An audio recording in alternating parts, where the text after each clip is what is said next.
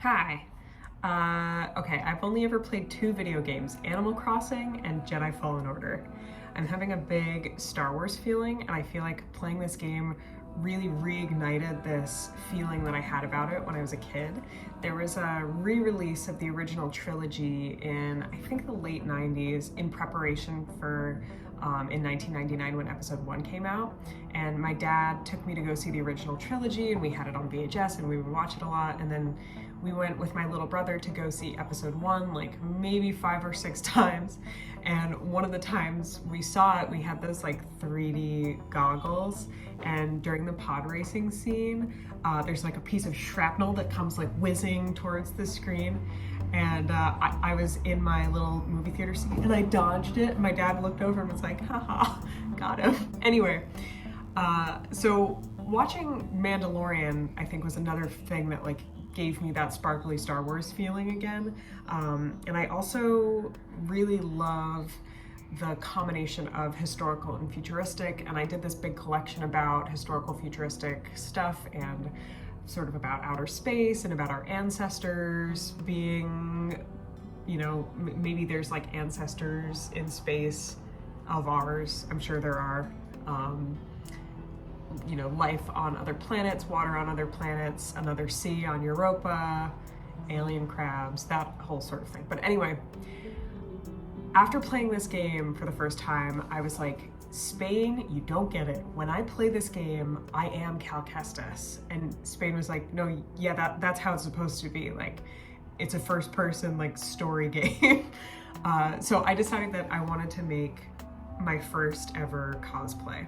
And in order to do that, I was like, let me figure out all of the components of this costume and figure out how to make it something that I want to wear in my everyday life. At first, my goal was like, I'm gonna make the most screen accurate shit ever. And then I was like, no, I'm gonna make something that's my flavor that I can incorporate into my everyday garb, because that's important to me. And also this costume kicks ass. So I started by writing down all of the components and figuring out like how I'm gonna change the silhouette of the pants to be something that's more like the balloon pants that I wear all the time. And then I also thought it was important for me as a maker to cast all of the metal objects, like all of his little greeblies, instead of finding them as pieces that were 3D printed. I felt like it was important for me to cast them. So I started by taking like maybe 6,000 screenshots from the video game, and then I made these drawings to figure out the scale and shapes of things.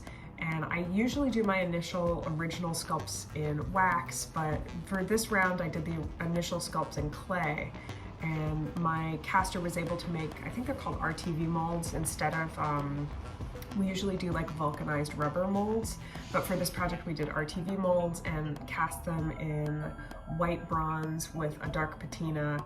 And I was like, basically I want them to look like I hit them with my car. Like I want them to look pretty worn out or worn in and well loved and kind of grungy and dirty. And I think that the end result of these metals was very successful.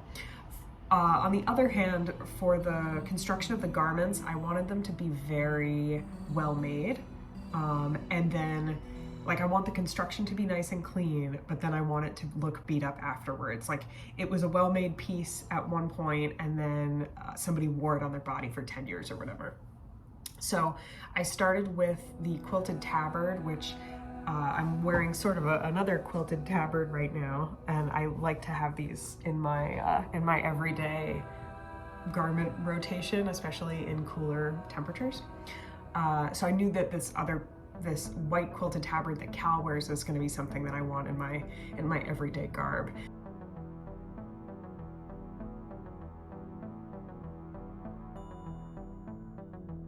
And then for the shirt and pants, I changed the silhouette to be something closer to what I want to wear in my everyday life, and I figured out the proportions of things just by drawing with like friction pen or like with tailor's chalk. to see like where his pockets go and where the padding goes and all that stuff. Then I made BD1, who's my favorite droid because he reminds me of my dogs. And I used like chipboard, corrugated cardboard, a couple pieces from like the plumbing aisle of Home Depot, and I made him have these like little jointed legs so that he could do these cool action poses. And I also added an LED panel to the back of his head where there's like a switch on his neck so that I don't have to take him apart to turn him on and off, and he lights up in the back, which is cool. Then I wanted to make Cal Vestis. Forgive me. That's the leather vest that he wears over his tabard, and Spain got me this really cool piece of oil tanned leather that I squeaked the pattern onto. Like it was I knew that there wasn't any seam allowance because I was stitching down directly into the leather. So I didn't need to worry about that, but the pattern pieces were like touching each other on the leather.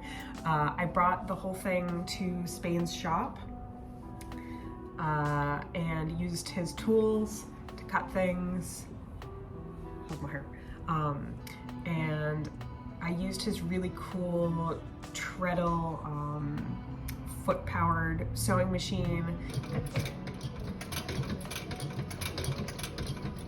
I was not great at it. It's very difficult, and Spain did a lot of the main stitching on the front piece of the leather because I was like, this is the most visible part, and if I fuck up like the part by the armpit or whatever, it's probably not going to be super visible.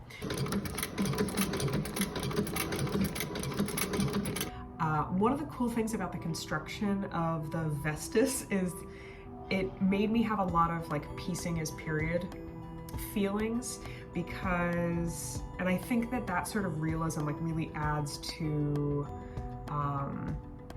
the believability of a character. So basically Cal's on Bracca working for the Scrappers Guild and, you know, probably squeaking by a living or whatever. His vest is made of 3 pieces because probably the person who he bought it from, or the person who made it, or even if he made it himself, couldn't afford a whole hide, right? So he's got one main piece.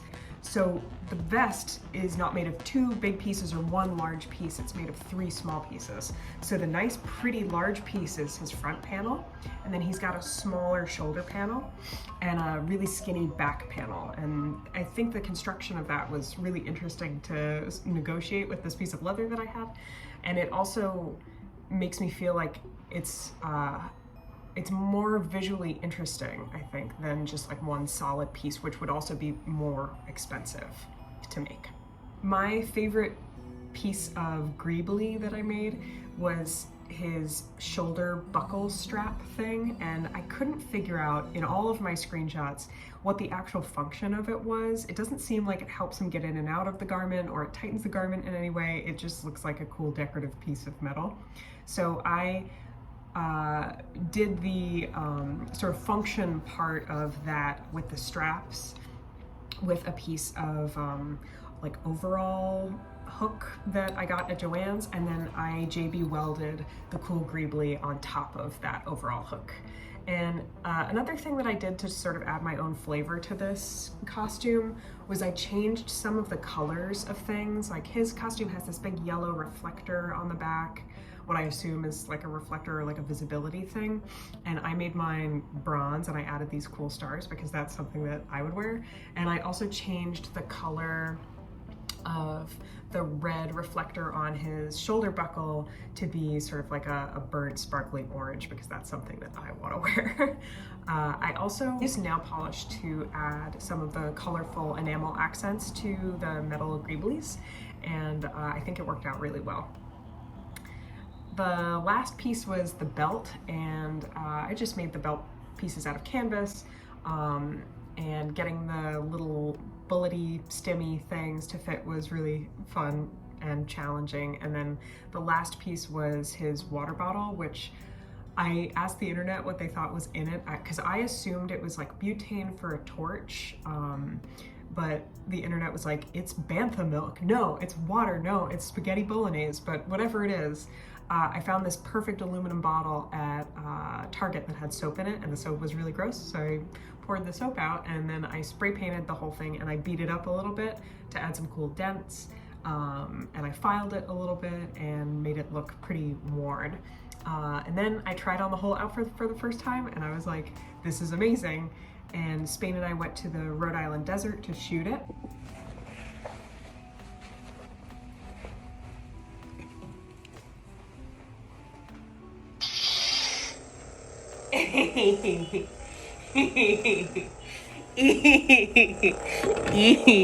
And the last piece of this project was I knew that I wanted to add some things for other people to share. Like I wanted to sell some pieces in my shop about this because it's been in my brain for so long. It's like a 6-month long project. So I made some stickers. I also had to get embroidery done for, he's got the BRCA Scrapper Guild patch on his outfit, so I thought I could offer those as well.